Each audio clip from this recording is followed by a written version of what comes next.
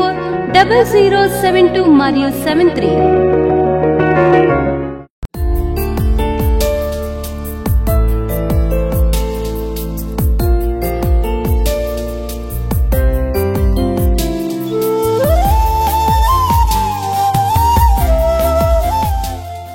ఎనిమిదవ కీర్తన ఎంత అద్భుతమైన కీర్తన అని చెప్పాలి.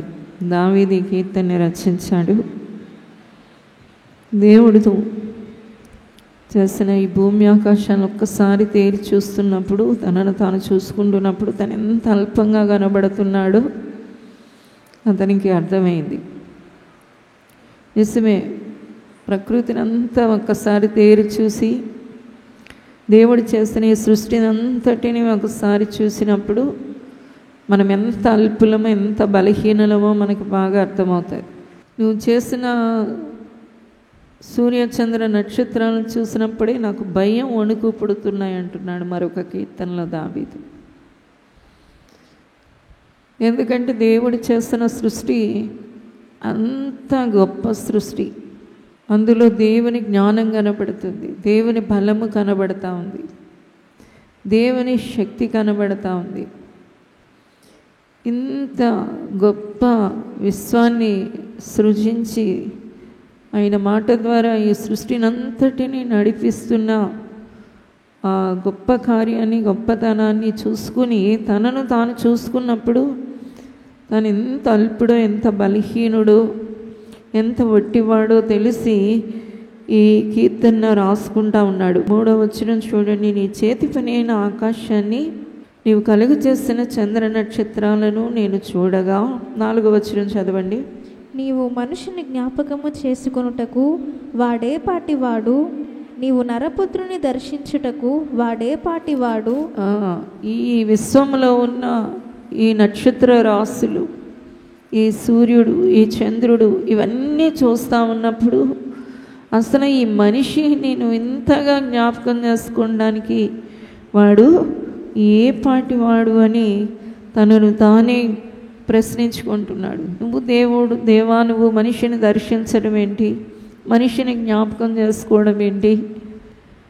ఈరోజైతే మనకి ఇంకా మన విశాలంగా ఆలోచించేలాగా ప్రేమ అమితంగా మన మీద కృమ్మరింపబడింది. దావీదు దినాలలో ఇంకా తన రక్షణ కొరకు దేవాది దేవుడు ఒక పుణ్యకార్యం చేశాడు అనే సంగతి తెలియకముందే దావీదు ఈ పాట పాడుతున్నాడు. అంటే మనము దేవుడు రక్షణ అనే పుణ్యకార్యంలో ప్రవేశించిన మనం ఎంత గొప్పగా పాడగలమో చూడండి, ఎంత ఘనముగా దేవుణ్ణి స్తుతించగలమో చూడండి. దేవుని బిడ్డలారా, ఇంత ప్రేమను చూపించడానికి, ఇంతగా మనిషిని జ్ఞాపకం చేసుకోవడానికి, మనిషిని నువ్వు తలపోసుకోవడానికి, వాళ్ళు దర్శించడానికి, నువ్వు మనిషిని దర్శించడానికి వాడు ఏ పాటి వాడు? ఎందుకు ఈ మనిషి మీద నీకు ఇంత ప్రేమ? ఎందుకు ఈ మనిషి కొరకు ప్రాణం పెట్టావు? ఎందుకు ఇలాగ రక్తాన్ని కాచావు? నీ శరీరం అంతా ఎందుకు నలగగొట్టుకున్నావు? నా పాప శిక్ష అంతా ఎందుకు భరించావు? ఎందుకు నీవు మానని గాయాలు పొందావు? ఎందుకు ఆ మరణం అనే ముళ్ళుని నీ దేహంలో విరుచుకున్నావు? ఇదంతా మనం చూసినప్పుడు ఇదిగో ఆయన మొదటివాడు, కడపటివాడు, మృతుడైతిడి కానీ ఇదిగో యుగ యుగాలు సజీవం. ఆ మాట ఎందుకు నీ మీద మోపుకున్నావు అని చెప్పినప్పుడు దేవుడు యొక్క ఆ విస్తారమైన ప్రేమ, ఆ శాశ్వతమైన ప్రేమ మనకి కనబడతా ఉంది. దేవునికి స్తోత్రం. ఈ కీర్తనాకారుడు ఈ ప్రశ్నలు వేసుకున్న తర్వాత అతను ఏమంటున్నాడో చూడండి. 5వ వచనంలో, దేవుని కంటే వాని కొంచెం తక్కువ వానిగా చేసి ఉన్నావు, మహిమా ప్రభావాలతో వానికి కిరీటము ధరింపచేసి ఉన్నావు. దేవా, దీన్నంతా ఆలోచిస్తూ ఉంటే నీవు ఇంత గొప్ప కృపని, ఇంత గొప్ప ఆశీర్వాదాలని, నీ జీవాన్ని ఇచ్చేసావు, నీ మహిమనే ఇచ్చేసావు, మనిషికి నీ అధికారాన్ని ఇచ్చేసావు, నీ రక్తాన్ని ఇచ్చేసావు, నీ శరీరాన్ని ఇచ్చేసావు. ఇవన్నీ నువ్వు మనిషికి ఇస్తున్నావు అంటే కొంచెం తక్కువగానే నువ్వు చేసావు. మొత్తం అన్నీ నీదంటూ ఏముందో అదంతా కూడా మనిషికి ఏం చేస్తున్నావు?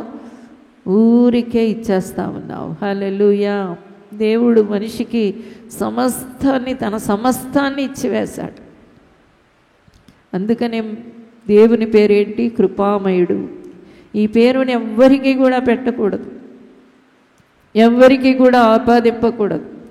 దేవుడు ఒక్కడే కృపగలవాడు. ఆయన మనిషికి తన సర్వాన్ని కూడా ఇచ్చేస్తాడు. దేవుడిలో ఏముందో అదంతా కూడా మనకు అనుగ్రహించబడింది. అందుకనే మనము దేవుని కలిగిన ప్రజలం. హల్లెలూయా. మనం ఒంటరి వాళ్ళం కాదు, మనం అనాథలము కాదు, మనం దిక్కులేని వాళ్ళం కాదు. మనలో దేవాది దేవుడు నిండిపోయి ఉన్నాడు. పూర్తిగా మనము దేవునికి చెందిన వారిగా ఉన్నాం. సంపూర్ణంగా దేవుడు మనల్ని ఎన్నుకున్నాడు, ఏర్పాటు చేసుకున్నాడు, కోరుకున్నాడు, పిలుచుకున్నాడు. దేవుని బిడ్డలారా, ఈ వచనాలన్నీ మనం చదువుతూ ఉన్నప్పుడు దేవుడి యొక్క విశాలమైన ప్రేమ మనకి కనబడడమే కాదు, దేవుడు మనిషి కోసం చేసిన గొప్ప కార్యాన్ని అతడు ఏకరువు పెడతా ఉన్నాడు. నీ చేతి పనుల మీద మనకి ఏం చేస్తావంటే అధికారం ఇచ్చావంటున్నాడు. హల్లెలూయా. మహిమని, ప్రభావాన్ని కిరీటంగా ధరింపజేశాడట. శక్తిని ఇచ్చాడు, అధికారాన్ని ఇచ్చాడు. నీవు దేవుడు చేసిన సృష్టిలో చూస్తే చాలా అల్పమైన వ్యక్తివే, చాలా బలహీనమైన వ్యక్తివే, ఎందుకు పనికిరాని వ్యక్తివి. ఒక గట్టిగా ఎవరైనా శ్వాస పెట్టి కొట్టారనుకోండి, అమాంతంగా పడి చచ్చూరుకుంటారు. అంత అల్ప ప్రాణం మనది. గట్టిగా ఒక జ్వరం వచ్చింది అంటే ఒక చిన్న క్రిమికి ఏమైపోతున్నారు? ఇంకా చచ్చి ఊరుకుంటున్నారు. ఇంత బలహీనులమే మనం. ఈ విశ్వమంతటిలో మనిషి ఇంత అల్పమైన వాడే, కానీ మనకెందుకు ఘనత దొరికింది? ఎందుకు మనం విలువైన వాళ్ళం అయిపోయాం అంటే మనల్ని ఒక ఆయన ప్రేమిస్తున్నారు, అందుకనే మనకి ఎంత విలువ వచ్చింది. మనల్ని ప్రేమిస్తున్న తండ్రి ఆయన గొప్పవాడు కాబట్టి మనం ఏమైపోయాం చెప్పండి? గొప్పవాళ్ళమైపోయాం. దేవునికి స్తోత్రం. ఆయన మహోన్నతుడు కాబట్టి మనం ఏమైపోయాం? విలువైన వాళ్ళమైపోయాం. ఇప్పుడు మనకి విలువ ఉంది. అందుకని యెహోవా భక్తుల మరణం ఆయన దృష్టికి ఏంటంట? విలువైనది. మన మరణానికి విలువ, మన మాటకి విలువ, మన క్రియలకి విలువ. ఇంత విలువ మనకి ఎలా వచ్చింది అంటే మనల్ని ప్రేమిస్తున్న ఒక ఆయన ఉన్నారు. మనం లోకరీతిగా చూస్తే పనికి మాలిన వాళ్ళమే, అల్పులమే. కానీ దేవుడు మనల్ని ప్రేమిస్తున్నాడు కాబట్టి ఈ రోజున మనకేమైంది? విలువ వచ్చింది. ఆయన ప్రేమను మనం పొందుకున్నాం. దేవునికి స్తోత్రం. అందుకని ఈ మహిమ, అందుకని ఈ ప్రభావం, అందుకని దెయ్యాలు మనకు ఉడుకుతున్నాయి. ప్రభు అన్నారు, నీకు నేను అధికారం ఇచ్చాను, నీవు ఈ కొండను చూసి అక్కడ పో అంటే కూడా అది పోతుంది. రోగాలు మనకు వణుకుతూ ఉన్నాయి. ఎందుకు మనకి ఈ ఆధిక్యత అంటే మనల్ని ప్రేమిస్తున్న మన ప్రియ తండ్రి. దేవునికి స్తోత్రం. ఒక ఉమ్మడి కుటుంబంలో ఒక భర్త భార్యని బాగా ప్రేమిస్తున్నాడు అనుకోండి, ఇక అత్తగారు ఏమీ అనలేదు. అంటే ఒక భర్త ప్రేమిస్తేనే భార్యకి అంత వెయిట్ ఉంటే, యేసు నిన్ను ప్రేమిస్తే నీకెంత వెయిట్ ఉంటుందో చూడండి. హల్లెలూయా. అందుకనే ఈ కీర్తనాకారుడు అద్భుతమైన పాటని పాడుతూ ఉన్నాడు. దేవుడు ఆ ఉన్నతమైన స్థితిని మనకి ఇచ్చిన తర్వాత దేవునికి మనం ఏం చేయాలి? ఇంకా చివరిగా అంటే నేను దేవుని కొరకు ఏం చేయాలి, లేకపోతే దేవునిలో ఎలాగ ఉండాలి అంటే చూడండి, పరిశుద్ధ గ్రంథంలో యేసయ్య ఈ లోకంలో ఉన్నప్పుడు చివరిసారిగా పలికిన మాట మనం చూస్తే మత్తయి సువార్త 28వ అధ్యాయం 9వ వచనం. యేసు వారిని ఎదుర్కొని మీకు శుభమని చెప్పెను. వారు ఆయన వద్దకు వచ్చి ఆయన పాదములు పట్టుకొని ఆయనకు మ్రొక్కగా. హల్లెలూయా. యేసు ప్రభు వారిని ఎదుర్కొని శుభం అని చెప్పగానే వాళ్ళందరూ ఆయన పాదాల దగ్గర పడి మొక్కుతున్నారట. ఇదే చివరి ఘట్టం. యేసయ్య ఈ లోకానికి శరీరధారిగా వచ్చారు, రక్తమాంసాల్లో పాలివారయ్యారు. ఆయన ఈ లోకంలో 33.5 సంవత్సరాలు అద్భుతమైన జీవితాన్ని జీవించారు.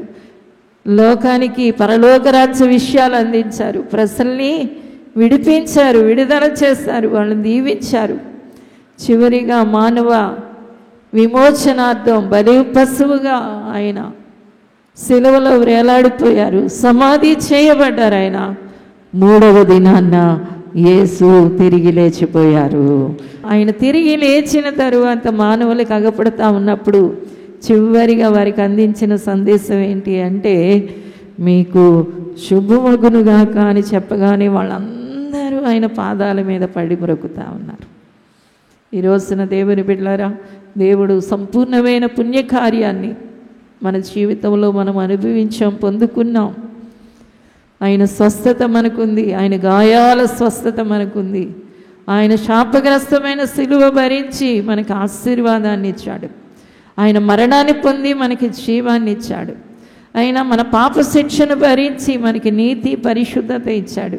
ఇవన్నీ తీసుకున్నాం ఆయన దగ్గర నుండి, అన్నీ పొందుకున్న మనకి చివరిగా మనం చేయవలసిందంతా ఏంటంటే ఆయనకి మ్రొక్కడం. హల్లెలూయా. దేవుని బిడ్డలారా, దేవునికి మ్రొక్కుదాం, దేవునికి సాష్టాంగ నమస్కారం చేయాలి, దేవుణ్ణి ఆరాధించాలి, దేవుణ్ణి స్తుతించాలి, దేవుణ్ణి మహిమపరచాలి. మన జీవితం అంతటితో మన సమయమంతా కూడా దేవుణ్ణి స్తుతిస్తూ ఉన్నా మనము దేవునికి ఎంతో రుణస్థులమై ఉన్నాం. మనం చేయవలసింది ఈ అల్పులకి ప్రేమను చూపించిన యేసయ్యకి మనమిచ్చే ప్రతిఫలం ఏంటి, మనమిచ్చే బహుమానం ఏంటి అంటే ఆయనను మొక్కుకోవడమే. ఆయన పాదాల దగ్గర మనం ప్రణమిలుతున్నప్పుడు దేవుని బిడ్డలారా, ఆయన చేసిన ఆ గొప్ప త్యాగానికి, ఆయన చూపించిన మహాప్రేమకి మనం ఏం చెయ్యాలి? ఆయనకి మొక్కుకోవాలి, ఆయన పాదాలపై పడాలి. బైబిల్లో దేవుడు ఆరాధనకి ఇచ్చిన ప్రాముఖ్యత మనకి కనబడతా ఉంది. యెషయా గ్రంథం 6వ అధ్యాయంలో యెషయా దర్శనాన్ని చూస్తూ ఉన్నాడు. అత్యున్నత సింహాసనం మీద ప్రభు ఆసీనుడై ఉన్నాడు. అయితే అక్కడ ఒక సంఘటన జరుగుతూ ఉంది. దేవదూతలు 6 రెక్కలు కలిగి ఉన్నాయి. 2 రెక్కలతో కళ్ళు కప్పుకుంటున్నాయి, 2 రెక్కలతో దేహమంతా కప్పుకుంటున్నాయి. 2 రెక్కలతో అవి దేవుణ్ణి స్తుతిస్తూ యెహోవా పరిశుద్ధుడు పరిశుద్ధుడు పరిశుద్ధుడు అని గాన ప్రతిగానాలు చేసేస్తూ ఉన్నాయట. అలాగా పాడుతానే ఉన్నాయి. ఆ పాటను ఎక్కడ కూడా ఆపడం లేదు. ఇందులో యెషయా తన దర్శనంలో చూస్తూ ఉంటే ఆ పాటకి అక్కడ భూమి మీద ఉన్న మందిరం యొక్క గడప పునాదులని కదిలిపోతూ ఉన్నాయి. ఆ తర్వాత మందిరం అంతా ఒక ధూమముతో నిండిపోయింది. ఒక గొప్ప ధూమం అక్కడ కనబడతా ఉంది. చూడండి, యెషయా గ్రంథం 6వ అధ్యాయం. వారి కంఠస్వరము వలన గడప కమ్ముల పునాదులు కదులుచు మందిరము ధూమము చేత నిండిపోతే అప్పుడు యెషయా వాళ్ళందరూ స్తుతిస్తూ ఉంటే ఇంత ప్రభావం దిగిపోతుంది, ఇంత మహిమ దిగిపోతుంది, నేను కూడా స్తుతించాలనుకుంటున్నాడు. స్తుతించాలి అనుకుంటే పెదవులు ఎలాగా కనబడతా ఉన్నాయి? అపవిత్రంగా కనబడతా ఉన్నాయి. అయ్యో, నేను అపవిత్రమైన పెదవులు గలవాణ్ణి, ఈ పాడు ప్రజలతో మాట్లాడడానికి నా పెదవులను అపవిత్రం చేసుకున్నాను అని చెప్పి వాపోతా ఉన్నాడు. అప్పుడు బలిపీఠం మీద ఒక నిప్పు తీసుకొచ్చి దేవదూత ఆ నిప్పు పెదవులకు తగిలించి అంటుంది, నీవిప్పుడు పవిత్రుడవయ్యావు, నీ దోషం తొలగిపోయింది అని చెప్పింది. హల్లెలూయా. దేవుని బిడ్డలారా, పవిత్ర హృదయంతో దేవునికి ఆరాధన చేస్తూ ఉన్నప్పుడు ఏం జరుగుతుంది అంటే దేవుని యొక్క మహామహిమ మన మీదకి దిగి వస్తుంది. అందుకనే మనం ఆయన్ని మొక్కాలి, అందుకే మనం ఆయన్ని ఆరాధించాలి. మనం ఆరాధిస్తున్న సమయం ఎంత ప్రశస్తమైన సమయము అంటే దేవుని మహిమను మన జీవితాలలో మనం అనుభవించగలుగుతాం. ఆ మహిమ మనల్ని కమ్మేస్తుంది. అందుకనే చూడండి, 2వ దినవృత్తాంతాలు 20వ అధ్యాయం 21వ వచనంలో చూసినప్పుడు అక్కడ మరియు అతడు జనులను హెచ్చరిక చేసిన తరువాత యెహోవాను స్తుతించుటకు గాయకులను ఏర్పరిచి వారు పరిశుద్ధ అలంకారములు ధరించి సైన్యము ముందర నడుచుచు యెహోవా కృప నిరంతరముండును, ఆయనను స్తుతించుడి అని స్తోత్రము చేయుటకు వారిని నియమించెను. వారు పాడుటకును స్తుతించుటకును మొదలు పెట్టగా యెహోవా యూదా వారి మీదకి వచ్చిన అమ్మోనీయుల మీదను మోయాబీయుల మీదను శయీరు మన్య నివాసుల మీదను మాటుగాండ్రను పెట్టెను గనుక హల్లెలూయా. వాళ్ళు స్తుతించడం మొదలు పెట్టాక శత్రువులు ఏమయ్యారట? చెదరిపోయారట. వాళ్ళు స్తుతించడం మొదలు పెట్టాక. మనం ఇలాంటి సంఘటన ఇంకొక చోట చూడగలం. యెహోషువపాతు రాశికి దేవుడు చెప్పాడు, ఈ యెరికో, ఈ గొప్ప ప్రాకారాలు గల పట్టణం ప్రజలు మిమ్మల్ని వెళ్ళడానికి దారి ఇవ్వడం లేదు కాబట్టి నేను వీటిని పూర్తిగా కూలగొట్టి నిర్మూలన చేస్తాను. అయితే మీరు చేయవలసిన పని ఏంటి అంటే 6 దినాలు తిరగండి. 7వ దినాన్న మీరు తిరుగుతూ బూరలు ఊదుతూ కేకలు వేయండి. ఆ కేకలకి ఆ ప్రాకారాలన్నీ కూడా సంపూర్ణంగా కూలిపోతాయి. హల్లెలూయా, హల్లెలూయా. మన శత్రువు ఎవరో మనకి తెలుసు, వాడి క్రియ ఏంటో కూడా మనకు తెలుసు. అందుకనే కీర్తనాకారుడు ముందే చెప్పేస్తున్నాడు. చూడండి 8వ కీర్తన, మనం చదువుకునే 8వ కీర్తన 2వ వచనం. శత్రువులను పగ తీర్చుకొను వారిని మాన్పివేయుటకై నీ విరోధులను బట్టి బాలుర యొక్కయు చంటి పిల్లల యొక్కయు స్తుతుల మూలమున నీవు ఒక దుర్గమును స్థాపించి ఉన్నావు. బాలురు చంటి పిల్లల స్తుతులతోనే నీవు ఒక దుర్గాన్ని స్థాపిస్తున్నావు. శత్రువు పగ తీర్చుకునేవాడి క్రియంతటిని మాన్పించడానికి ఈ స్తుతి సరిపోతుంది. హల్లెలూయా. నీవు ఒక దుర్గంగా వాటిని నిలబెట్టేస్తున్నావు కాబట్టి ఇంకా శత్రువు కూలిపోతాడు. యెహోషువ జీవితంలో కూడా అదే చెప్పాడు దేవుడు. నీ శత్రువు కూలిపోవడానికి నువ్వు చేయవలసిన ఏకైక పని ఏంటి అంటే దేవుణ్ణి స్తుతించడం. నీవు దేవుణ్ణి స్తుతించేటప్పుడు దేవుని మహిమ నీ మీదకి దిగి వస్తుంది. అంతేకాదు నీ శత్రువైన సాతాను నీకు విరోధంగా ఎల్లప్పుడూ క్రియ చేస్తున్నాడు అనే సంగతి ఎంత వాస్తవమో, నీ స్తుతి ద్వారా వాడు పతనమైపోతున్నాడు అనేది కూడా అంతే వాస్తవము. వాడు నిర్మూలం అవుతున్నాడు, వాడు అణిచివేయబడతా ఉన్నాడు, వాడు యొక్క క్రియ అంతా కూడా లయపరచబడుతుంది. అందుకని ఇశ్రాయేలీయులకు దేవుడు చెప్పాడు, నా ప్రజల్ని నన్ను సేవించడానికి పంపించు అని ఫరోతో చెప్పు. ఎందుకంటే నేను మిమ్మల్ని తీసుకొచ్చేది శుభ్రంగా పాలు తేనెలు ప్రవహించే దేశంలో కూర్చుని శుభ్రంగా తిని త్రాగి పడుకొని కాలక్షేపం చేసి ఇష్టానుసారంగా బ్రతుకుతారని కాదు, మీరు నన్ను సేవిస్తారని. అందుకని చెప్పవలసింది ఏంటి అంటే ఈ ప్రజలు నన్ను సేవించడానికి వెళ్ళాలి. అప్పుడు అన్నాడు పురుషులు మాత్రమే వెళ్ళనివి అంటున్నాడు. ఫరో చెప్పిన మాటకి మోషే చెప్పాడు, పురుషులు కాదు, మొత్తం ఒక చంటి బిడ్డ కూడా ఇక్కడ విడవబడదు, అందరూ మేము దేవుణ్ణి సేవిస్తాం. ఆఖరికి ఇంకో సలహా ఇస్తా ఉన్నాడు ఫరో, నీ గొర్రె మేకల మందలన్నీ ఇక్కడ వదిలేసి వెళ్ళిపోండి అంటున్నాడు. దానికి కూడా మోషే అంగీకరించలేదు. నేను సేవించడానికి సంపూర్ణంగా మా దేవుని దగ్గరికి వెళతాం. హల్లెలూయా, హల్లెలూయా. దేవుని బిడ్డలారా, మనం స్తుతించడములో దేవుడు మన యందు ఆనందిస్తూ ఉంటాడు. మనం చేయవలసిన చివరి పని, మనకి సంపూర్ణ రక్షణ ఇచ్చిన దేవునికి మనం ఏదైనా చేయగలిగితే అది ఏమై ఉంది అంటే స్తుతి, ఆరాధన ఉంది. హల్లెలూయా. స్తుతి చెల్లించాలి, స్తుతి చెల్లించాలి. స్తుతి చెల్లిస్తూ ఉన్నప్పుడు, మన శుద్ధ హృదయంతో దేవునికి స్తుతులు చెల్లిస్తూ ఉన్నప్పుడు పరలోక మహిమంతా మన మీదకి దిగి వస్తుంది.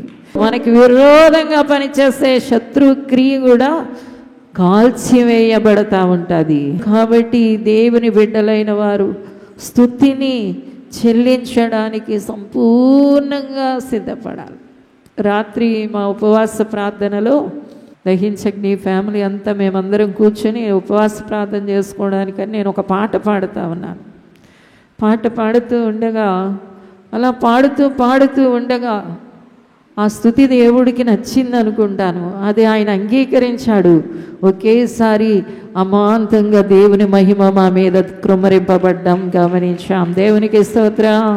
ఇక ఎవ్వరం కూడా ఉట్టిగా మేము స్తుతించడం లేదు, ఏడవడం మొదలుపెట్టాం. ఆ మహిమకి ఇక దారలు దారలుగా కన్నీళ్లు రావడం మొదలుపెట్టాయి. ఆ స్తుతిలో ఆ మహిమ దిగి వచ్చింది. ఎప్పుడు దిగి వచ్చిందో, అందుకని ఒక్కళ్ళు ఏడవడం కాదు, మొత్తం అందరూ ఏడుస్తూ ఉన్నారు. ఒక అరగంట సేపు మాకు తెలియకుండానే మేము ఏడుస్తూ ఉన్నాం. దేవుని బిడ్డలారా, అంత శక్తి స్తుతిలో మనకి లభిస్తుంది. హల్లెలూయా, హల్లెలూయా. కాబట్టి దేవుని బిడ్డలైన వారు దేవుణ్ణి స్తుతిస్తున్నప్పుడు దేవుని మహిమను పొందుకుంటారు. అంతేకాదు, వారికి విరోధముగా ఉన్న శత్రువు యొక్క ప్రతి క్రియను కూడా ఏం చేయగలుగుతారు అంటే లయపరచగలుగు. పరిశుద్ధమైన తండ్రి, కృపగల దేవానికి వందనాలు చెల్లిస్తున్నాను.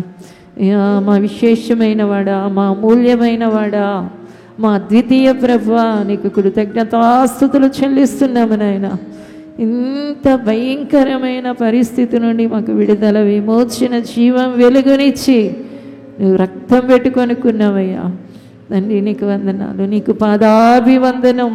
ప్రతి వారు చేయుదురుగాక, నీవు సహకారివనే గ్రహింపులో జీవించుదురుగాక, సాక్షులుగా బ్రతుకదురుగాక, నీ రాకడ కొరకు సిద్ధపరచబడుదురుగాక. ఆశీర్వదించమని యేసు నామమున అడుగుచున్నాము తండ్రి, ఆమేన్. చింతపల్లిలో దహించు అగ్ని వాగ్దాన స్వస్థత పండుగలు మార్చ్ 11, 12, 13 తేదీలలో ప్రతిరోజు సాయంత్రం 6 గంటల నుండి ప్రారంభించబడును. ముఖ్య ప్రసంగికులు డాక్టర్ థామస్ గారు, డాక్టర్ శివ థామస్ గారు, దహించు అగ్ని మినిస్ట్రీస్, రాజమహేంద్రవరం. ఈ పండుగలలో సిస్టర్ క్యాథరిన్ గారు మరియు సిస్టర్ కరిష్మా గారు శక్తివంతమైన ఆరాధనలో నడిపించెదరు. స్థలం ఆర్టీసీ కాంప్లెక్స్ గ్రౌండ్, చింతపల్లి. మరిన్ని వివరాలకు 9494940072 మరియు 73. విజయవాడలో దహించు అగ్ని, రాజమహేంద్రవరంలో దహించు అగ్ని సేవకుల కూడిక మార్చ్ 25వ తేదీన ఉదయం 10 గంటల నుండి ప్రారంభించబడును. ముఖ్య ప్రసంగికులు డాక్టర్ థామస్ గారు, దహించు అగ్ని మినిస్ట్రీస్, రాజమహేంద్రవరం. స్థలం దహించు అగ్ని ఆడిటోరియం, నటరాజ్ థియేటర్, రాజమహేంద్రవరం. మరిన్ని వివరాలకు 9494940072 మరియు 73. పరిశుద్ధాత్మ దేవుని 94940072 మరియు 73. ఇది కుటుంబ ఆశీర్వాద కూడిక. ఇక్కడ మేము మా కుటుంబాలను కట్టుకున్నాం. మరి మీరు? అయితే ప్రతి శుక్రవారం రాజమహేంద్రవరంలో జరిగే ఈ కుటుంబ ఆశీర్వాద కూడికలో పాల్గొనండి. ఈ కూడిక జరుగు స్థలం దహించు అగ్ని ఆడిటోరియం, నటరాజ్ థియేటర్, రాజమహేంద్రవరం. సికింద్రాబాద్ లో దహించు అగ్ని అద్భుత అసాధారణ కూడిక ప్రతి శనివారం సాయంత్రం 5 గంటల నుండి ప్రారంభించబడును. స్థలం SPG church ground, alpha hotel వెనుక, సికింద్రాబాద్. మరిన్ని వివరాలకు 9494940074 మరియు 75. రాజమహేంద్రవరంలో దహించు అగ్ని అభిషేక ఆదివారపు ఆరాధన ఇప్పుడు ప్రతి ఆదివారం ఉదయం 9:30 నుండి ప్రారంభించబడును. తప్పక పాలు పొందండి, దైవిక ఆశీర్వాదం పొందండి. స్థలం దహించు అగ్ని ఆడిటోరియం, నటరాజ్ థియేటర్, రాజమహేంద్రవరం. మీ ప్రార్థన అవసరతలకు 9494940072 మరియు 73. ఈ టీవీ కార్యక్రమాన్ని చూసి ఆశీర్వదించబడినట్లయితే దహించు అగ్ని టీవీ పరిచర్యకు మరియు బ్లెస్సింగ్ ల్యాండ్ కు సహకరించండి. Dahinchu Agni trust, current account number 357222444370, State Bank of India main branch Rajamahendravaram. My address doctor Thomas Dahinchu Agni ministries, తుమ్మలోవా, Rajamahendravaram.